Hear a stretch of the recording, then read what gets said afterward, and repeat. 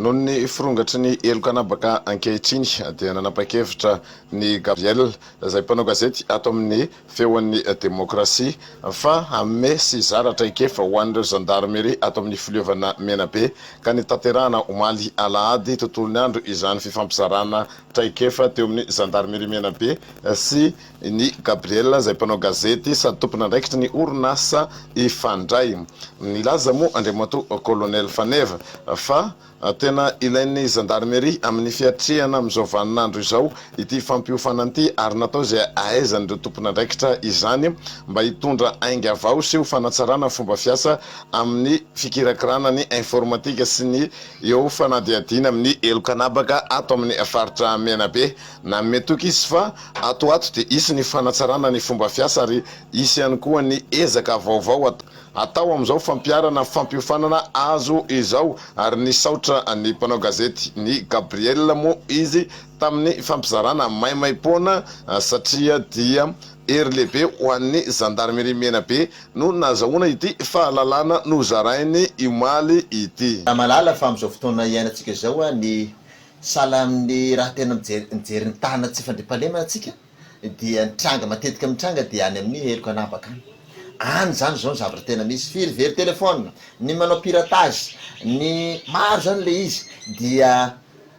nisy mifampiresaka amin'ny olo anankiray amin'ny Facebook aho de rehefa mifampiresaka teo ka io moa sendranao mission taty isaorako manokana any Andriamatoa mpanao gazety koa izy ny Gabriel izay mpanao gazety ny feon'ny demokrasia izy iny rehefa mifampiresaka ny tavatava de ndao nao apiako mo colonel mantsy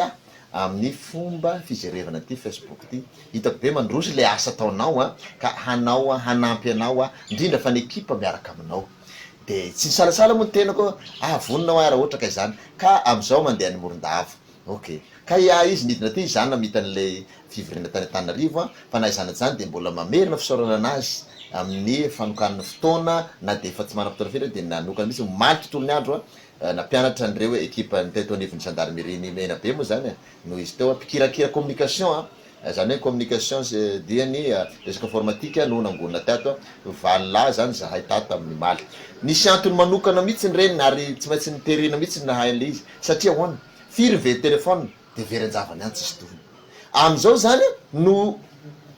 no izay fampianarana zay dia nafatarana zavatra maro ka moa zany na io compte Facebook tsika io rehefa tratra piratage dia raisy-potsiny tsika na ity compte ko reny zany de mety possible hitan'olona ny code secret mahasaripady ny code secret zany nambarany teo dia faharoa aza manaonao foana amin'ny Facebook io fa raisy-potsiny dia ny fitadiavana telefona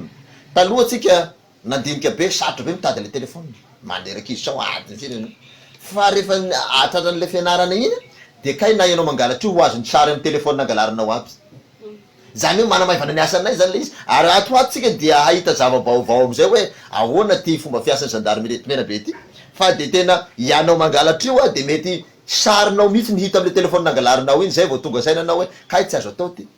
ary mila mitandrina be itsika amin'ny fikirakirana ny Facebook tompoko tena mila satria ny olona mpanao piraty dia efa maro ary mety ataony mety raha voafatany le code secretnao satria mety mora be nafatarana azy de maneniny ho fantatra ny fiainanao ka raha ianao zatrazatra miboriboridana amin'ny olo tianao any havoakan'olo rapitso de miala tsiny ka zay ny tenenao hoe mba mpitandrina mananatra foana gendarmerie de indrindra mpangalasy telefona sahala am'zany sao de haneniny na ianao mampiasa anazy koa de sao de haneniny ary hitanareo ngambany fa olona maty-anina izy iny nianatra fotoana maro mahakasika ny resaka informatika sy reto réseaux sociaux reto tany Corée tany anaty fotoana maro no tonga mizara izany traikefa zany maimaim-poana tamin'ny vontompole gendarmerie eto Menabe isaorana azy manokana ary isaoranareo mpanao gazety koa zay maneo an'izay atoato zany raha fijeritsika raha zay hiova kokoa ny fomba fiasan'ny gendarmerie eto Menabe amin'ny ady amin'ny elokanabaka izay tena imasona kokoa am'izao vanim-potoana zao Menabe ne angamba efa elanareo tsy nahenao zany hoe halatrombo zany efa ela tsy nahinao zany hoe efa salamo hoe tamin'ny eti-paharazana tany de foana zavatra fa ity eriko anabaka ty zany zao tsika ny masotsika de io ndray nefa tsy vitany gendarmerie irery fa nanareo mpanao gazety kosa mino fa ifandrombona amy zavatra zany mba hitazomana zao fandripahalemana zao mizavatra tsapanay rehefa mandeha ambanivohitra de hoe misy am'ireny opérateur reny no mivarotra puce dia mba hahalafosany maro dia rehefa misy olona ray amin'ny olona roa mitondra karatra de fa afaka mizara puce na koa le puce anankiray iny le karapanondro iny sady tazo mahazo puce zany le olona tombole karapanondro de avy amin'iny koa nazahoan'le olona anankiray puce le olona mpivarotra sady mitazona puce izay mety ho zarany amin'ny hafa